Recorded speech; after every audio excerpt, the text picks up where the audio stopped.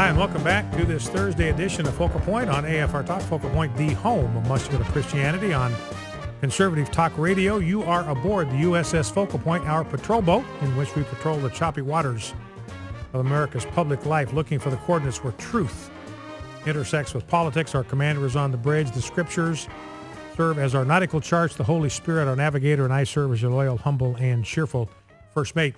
Quick story before we jump back into healthcare stuff. American Bible Society and the Barna Group produce an annual study showing where residents in 100 United States cities rank when it comes to Bible-mindedness. Now, what they mean by Bible-mindedness is a combined level of the regular reading of the Bible, that is, having read it sometime in the past 7 days, and believing in the accuracy of the text or the inerrancy or the infallibility or the inspiration, however you want to put it, of the text.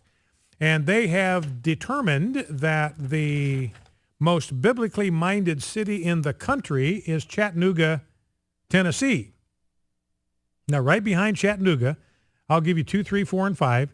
Chattanooga, Tennessee is number 1. Birmingham, Alabama, number 2. Roanoke and Lynchburg, Virginia, number 3. That's where Liberty Baptist is, so good for them. Springfield, Missouri is number 4, and Shreveport, Louisiana comes in number 5. Then you got Charlotte, North Carolina, Greenville, South Carolina, Little Rock, Arkansas, Jackson, Mississippi, and Knoxville, Tennessee round out the top 10. Now you look at the least biblically minded cities in America. Bottom of the heap, Providence, Rhode Island, the least biblically minded city in America. Then you've got Albany, New York, which is where the state capital is. Boston, Massachusetts, no surprise there. San Francisco, no surprise there. This is a surprise to me. Cedar Rapids, Iowa, 96th on the list. Only 4 cities less biblically minded than Cedar Rapids, Iowa. You would think that's the Midwest. They would be biblically minded, but they're not. Buffalo, New York, 95th. Hartford, Connecticut, 94th. Phoenix, Arizona, that was a bit of a surprise. They're 93rd. Burlington, Vermont, and Portland, Maine, rounding out the bottom 10. All right, now let's go back to some of the sound bites on healthcare. Let's play the second clip. This will be clip 10, Rob. Number, by the way, if you want to join the conversation, is 888-589-8840, 888-589-8840. This guy's a white hat hacker. He's a good guy. He will be hired by people to test their own security. He'll try to break into it so they can see how secure their systems are. So this guy's not a criminal. This is what he does in order to protect security. David Kennedy, CEO, Trusted Sec is the name of his company. Here is clip number 2, talking to Chris Wallace about what he was able to do to test the security of the ObamaCare website. There's a technique called what we call passive reconnaissance, which allows us to query and look at how the website operates and performs. And these type of attacks that I'm mentioning here in the 70,000 that you're referencing is very easy to do. It's a rudimentary type attack that doesn't actually attack the website itself. It extracts information from it without actually having to go into the system. Think of it this way. Think of something where you have a car and the car doors are open and the windows are open. You can see inside of it. That's basically what they allow you to do, and there's no real sophistication level here. It's just really wide open. So there's no hacking actually involved. And 70,000 was just one of the numbers that I was able to go up to. I stopped after that. I'm sure it's hundreds of thousands, if not more. And it was done within about a 4-minute time frame. So it's just wide open. You can literally just open up your browser, go to this, and extract all this information without actually having to hack the website itself. This is amazing to me. So anybody knows what they're doing can do this. You don't even have to hack into the website. You can just open up a computer, use your browser, and you can get in 4 minutes, without even hacking the website, without even doing anything that's all that sophisticated. He was able to get 70,000 accounts, access to 70,000 applications, enrollees, whatever, with all of their private information. So it is a complete and utter and total disaster waiting to happen. Now, one of the problems, drop down to clip 14 if we can, Rob. One of the problems that we have highlighted from the very beginning is this program is dependent on getting young people to sign up. They got to get 38 to 40% of the people that actually pay for insurance have got to be young people who don't need it, because they want to take that money from the young and transfer it to the old and affluent. This is the most massive redistribution of wealth from the young and the poor to the old and the affluent that you've ever seen. President Obama says, man, I'm for the little guy. I'm out there to help the little guy. He's ripping off the young and the poor. And he's transferring that money to the old and the affluent. And you get into a serious problem if you don't have enough young people buying insurance, paying for something they don't need, because if they're not doing that, then you don't have the money to cover the health care expenses of your older customers, because their health care needs are going to outstrip what they're paying in premiums. Here's the CEO for the National Center for Policy Analysis talking about this problem. Clip 14. There is a significant problem here. I think the insurers are worried. I think the administration is worried. Remember, everybody's facing the wrong price, and sick people are facing a price that's well below the cost of their care. Young, healthy people are being overcharged, and so they need lots of young, healthy people to join so they can get the money to pay the bills for the sick people. And the younger people just aren't buying it. Part of the problem, I think, is that it's been so difficult for people to sign up, and so the only ones who persevered, sometimes trying 100 times, are people who really have serious health problems. Well, there won't be any neon signs that say, death spiral underway, but what you'll see is premiums keep rising, and if premiums keep rising, then fewer healthy people will buy in, and we may get to a point where you need government subsidies to prop the whole thing up. And by that, I mean government subsidies to the insurance companies.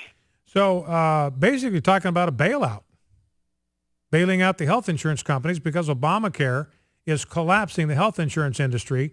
The White House is even sending signals that they're worried about this. They're worried about collapsing the healthcare industry.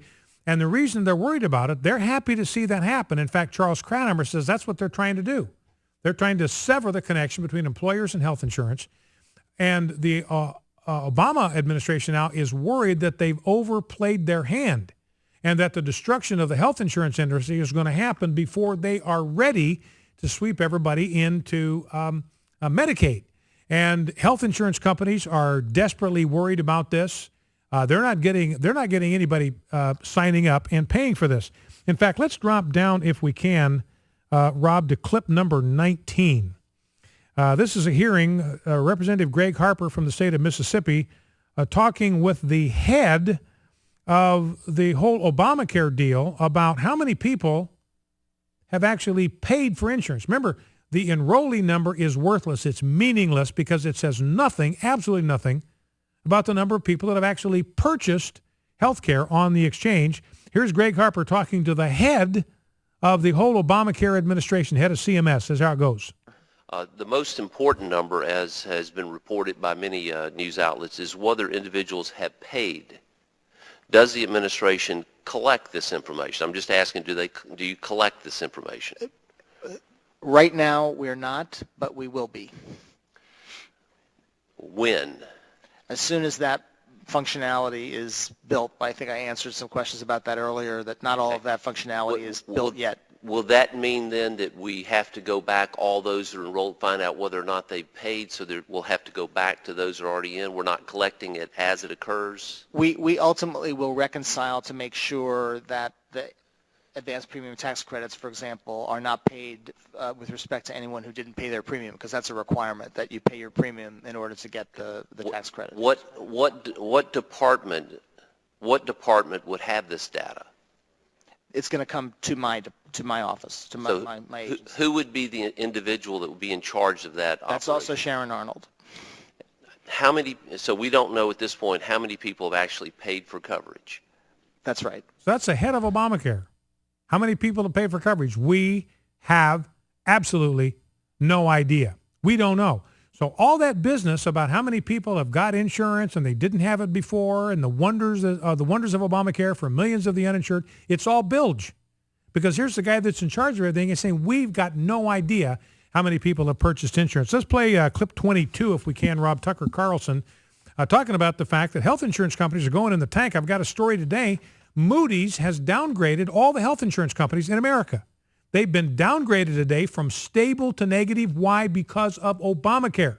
Because of the regulatory burden on the healthcare industry, they're all being downgraded. Here's Tucker Carlson talking about the possibility of a bailout for all the health insurance companies. Let's listen. Well, it looks inevitable. I mean, the numbers that you just put up were bad, but I think they're even worse. Reuters does a nightly tracking poll of Americans trying to figure out who is signing up exactly. And what they found out is the average person signing up is older, but also much sicker than the average person. That is a flat-out disaster. And as you said, a lot of those people are receiving subsidies anyway. Obamacare is turning into just a massive welfare program and a really expensive one. And so at the end of that, when that all becomes clear, and I think it's happening pretty quick, you're going to have a bailout.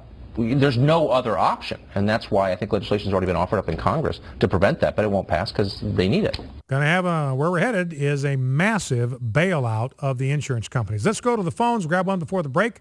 Let's go to David in Richmond, Virginia. David, thanks for listening. Thanks for calling. What's on your mind? Hello, Brian. Quick comment and a question.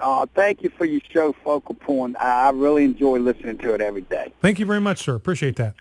Okay, I was going to ask another question, but I'm going to ask a question to ask the screener. But you started playing those clips about the sound little babies and Dr. Krauthammer and Britt Hume. So I changed my question when I was calling, but I am pro-life. I am totally against abortion. You know, they say in cases of incest, rape. You know what? Put the child up for adoption. I mean, now, this is a very, it's never happened to me, nor do I know anybody, but I've talked to people that have been in, like, dire straits situations where the doctor said if the mother would not survive having the child, and, you know, she could, you know, terminate the pregnancy, or she could carry the child, and they take the child, and then she had less, you know. And some people that I've talked to they just said that, you know, they've had to make that decision. That's a tough decision, but the Bible, there's no reason for abortion at all, right? Well, and that's why I read you the quote from Marguerite Duane, who is the associate professor of family medicine at Georgetown. She's a medical doctor. Quote, "It is never necessary to have an abortion for a woman's health. Never. Not ever." Yes, sir. That's right. All right. Well, listen, I appreciate the call, David. Thank you for listening, and appreciate your comments. We'll be right back with more of your phone calls, more content. Stay with us. Focal Point, AFR Talk. Be right back.